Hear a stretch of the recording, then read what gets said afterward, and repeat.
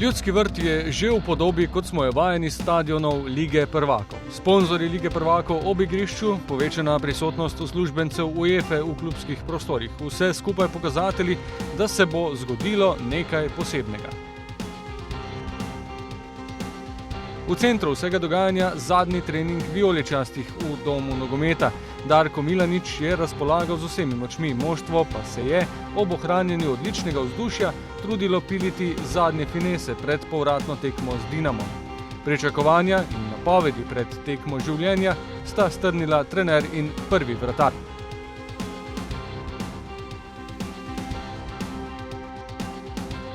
Fantje so skozi tekme, katere smo do sedaj odigrali, tako navajeni na pomembnost srečanj, katere nas čakajo, da je enostavno vse to lepo opazovati.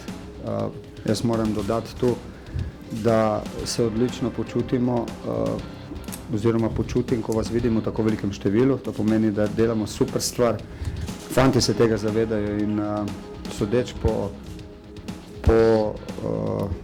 teh treningih, katere opravljamo, oziroma po osredotočenosti v vsakem trenutku, ni nobenih težav s tem bremenom, ki ga imamo. Vse poteka popolnoma normalno. Mislim, da smo sposobni obrniti to tenzijo v pozitivno smer.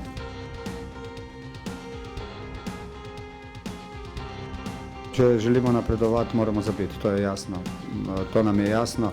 Jasno nam je, da je ta rezultat, da rezultat ni slab, vendar spet ni tako dober, da bi lahko dovolil neko pasivno igro. Moramo biti zelo aktivni, moramo hkrati biti pametni, igrati en odličen nogomet, v katerem bomo eliminirali njihove dobre strani in pač jasno preko našega znanja, preko naše kvalitete prišli tudi do tega željenega gola, po drugi strani pa ga ne smemo dobiti.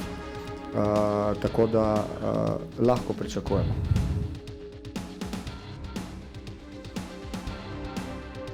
To je ena taka pričakovana izjava njihovega podpredsednika, lahko bi bil tudi športni direktor, to je ena normalna retorika pred tako pomembno tekmo, v kateri želi spodbuditi svoje fante. Jasno je, da na drugi strani s tem, ko je to rekel, je spodbudil nas do res zelo. Ne bojo nas pregazili, to je sigurno. Super bi bilo, da zabijejo tudi tu 2 gola v svojo mrežo, pa naj zabijejo oni vse. Mi ne rabimo zabiti, da zmagamo brez sprejetega zadetka. Bo tudi v redu.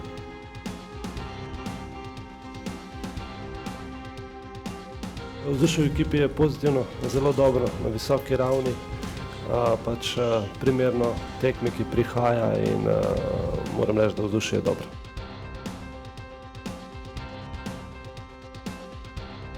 Moja priprava na 11 metrovke je pred vsako tekmo, ne glede na tekmo ali pa na pomembnost.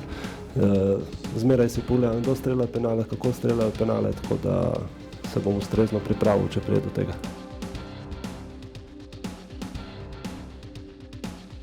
Tako kot je rekel trener, to je vse plod dela, ki smo ga do zdaj upravili, da je tako zanimanje, da je toliko navijačev.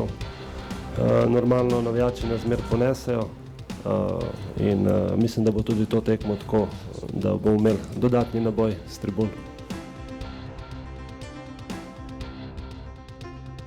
Biti brez napake, kar je pa na tekmi skoraj težko. Samo upam, in mislim in vem, da bomo bili uspešni, da bomo čim manj napak imeli in še tiste, ko bomo, da bomo si pomagali med sabo, se pravi cela ekipa, in da bomo vsi delali za to, da ne dobimo zadetka in na drugi strani da ga damo.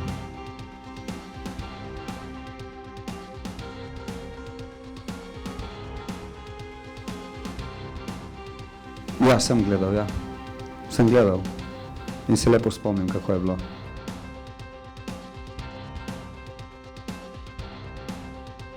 Oni morajo, ne mi.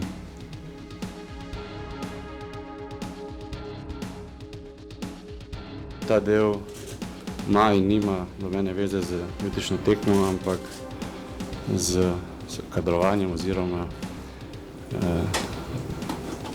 z delom, kaj se tiče bodočnosti Inka Maribora. Danes je naš kapetan podpisal doživljenjsko praktično pogodbo z Inka Mariborom, tako da ostaja naš član naslednjih 5 let.